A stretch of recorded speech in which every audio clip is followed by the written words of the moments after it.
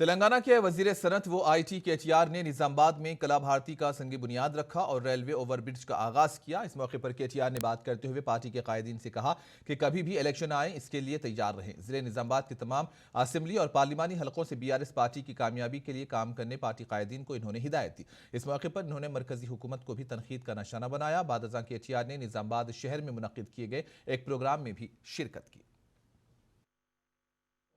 వాళ్ళకు దమ్ముంటే వాళ్ళకు చేతనైతే పార్లమెంట్ రద్దు చేసి రమ్మనండి, తప్పకుండా ముందస్తు అందరం కలిసిపోదాం. ఎవరేందో ప్రజలు తెలుస్తారు. మోడీ గారు మాట్లాడితే రైతులకు ఇచ్చేది, పేదలకు ఇచ్చేది, ఉచితాలను అనుచితాలను ఏదైతే మాట్లాడుతున్నాడో అది మంచి పద్ధతి కాదు. భారతదేశం ప్రపంచంలోనే పేద దేశం. అందులో ముఖ్యంగా కోవిడ్ తర్వాత నరేంద్ర మోడీ అసమర్థ పాలన వల్ల 30 ఏళ్లలో ఎన్నడూ లేనంత ద్రవ్యోల్బణం, 45 ఏళ్లలో ఎన్నడూ లేనంత నిరుద్యోగం, అధమ స్థాయికి రూపాయి, పాతాళానికేమో రూపాయి, ఆకాశానికేమో అప్పులు. ఇట్లాంటి పరిస్థితి ఈరోజు భారతదేశంలో ఉన్నది. కాబట్టి భారతదేశంలోని మధ్యతరగతి, దిగువ మధ్యతరగతి పేదల పక్షాన మేము డిమాండ్ చేస్తా ఉన్నాం.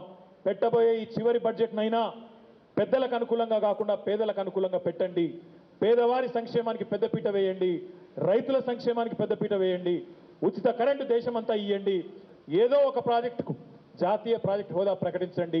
ఖచ్చితంగా ఇవి చేస్తేనే మీకు రేపేమైనా మనుగడ ఉంటుంది.